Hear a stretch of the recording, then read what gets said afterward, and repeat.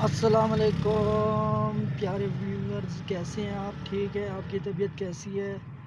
अच्छा, आज मैं फिर सईद भाई के पास आया हुआ हूँ और ये कुछ हमें बताएंगे।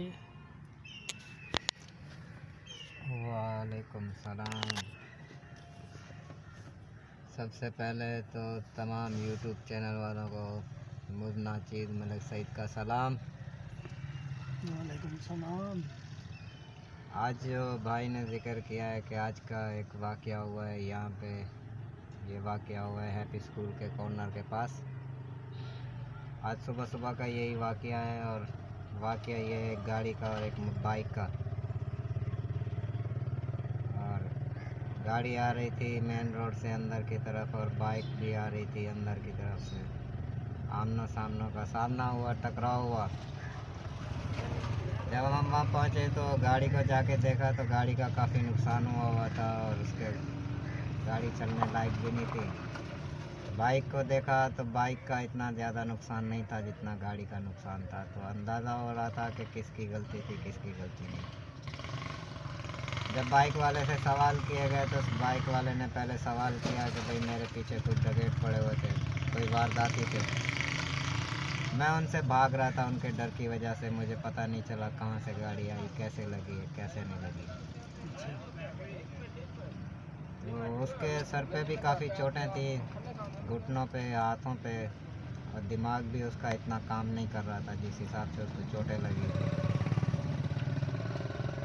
जब वहाँ पे पंचायत हुई, इकट्ठ हुई, काफ़ी बंदे जमा हुए, सवाल जवाब होने शुरू हो गए। तो जब सवाल जवाब होते होते तो आखिर में अंदाज़ा ये हुआ, एक आदमी आया, उसने बोला कि ये मेरी बीवी के साथ था, ये मेरी बीवी को ज़बरदस्ती बाइक पे बिठा रहा था, मैं इसके पीछे भागा, ये मुझे देख के डर के भाग रहा था, जिस वजह से इसका हादसा हुआ। तो उससे बाद फिर हमने 15 पे कॉल की। 15 पे कॉल करने के बाद सब इंस्पेक्टर आया, 2-4 सिपाही आए, यहाँ पे बातचीत हुई। बातचीत होने के बाद जो हादसा का जो असल जो नतीजा था उसका तो पता चल गया कि उसका पता ये था कि वो जो लड़की थी उस लड़के के साथ सेटिंग थी, और जिस लड़के के साथ उसकी सेटिंग थी उसकी बीवी थी।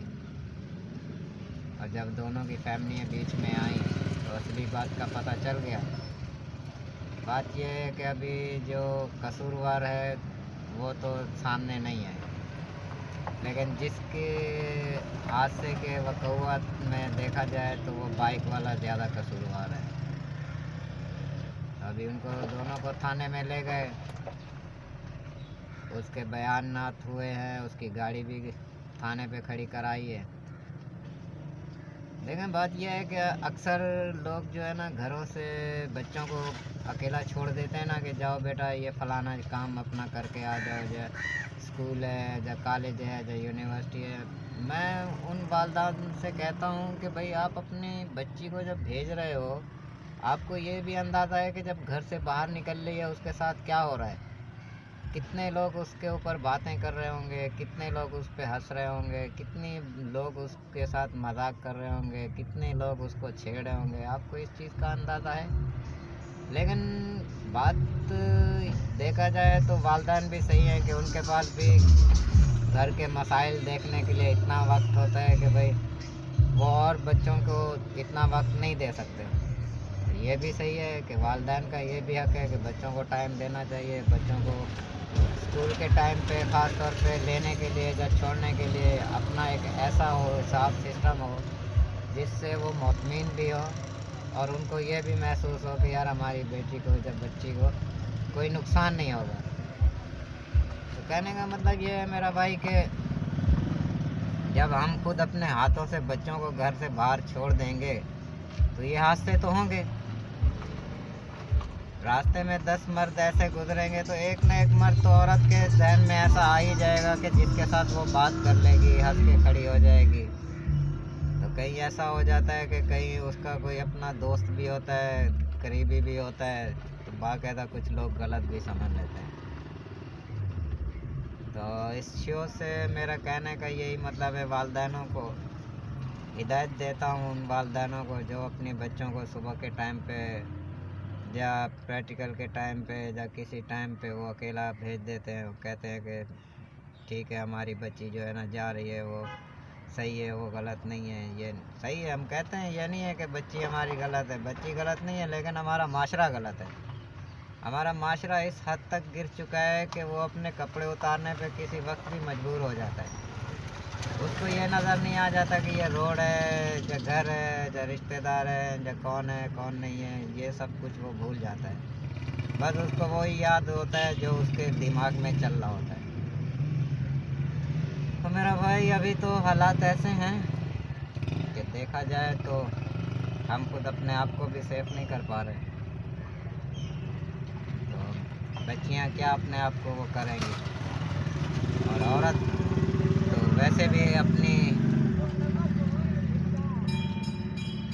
दिमाग की वजह से तो कमज़ोर ही है, क्योंकि उसके अंदर तो इतनी अकल नहीं होती कि मैं जिस रास्ते पे जा रही हूँ, इस रास्ते में मेरे साथ कितनी घटाने होनी है, कितने हादसे होने, कितनी बातें होनी है, कितने लोग मेरे ऊपर तंज कर रहे होंगे, कितने लोग मुझ पे हंस रहे होंगे, कितने लोग मुझे छेड़ रहे होंगे।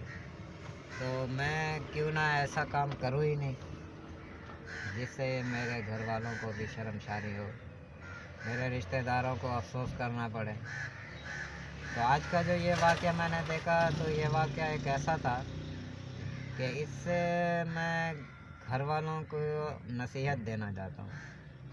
और नसीहत मेरी यही है कि मेरा भाई जितना भी हो सके अपनी बच्ची को कभी अकेला नहीं भेजना। अस्सलाम वालेकुम भाईजान। सईद भाई का कहना ये है कि आप ना अपनी बच्चों को अकेला मत भेजा करें, और मेहरबानी होगी आप ना अपनी बच्चों की जो स्कूल या कॉलेज वगैरह आप खुद जाके छोड़ा करें, ताकि कभी आपको मसला नहीं होगा। ये भी एक इज़्ज़त होती है, इंसान अपनी इज़्ज़त को इज़्ज़त बना के रखे। ओके, अल्लाह हाफिज़।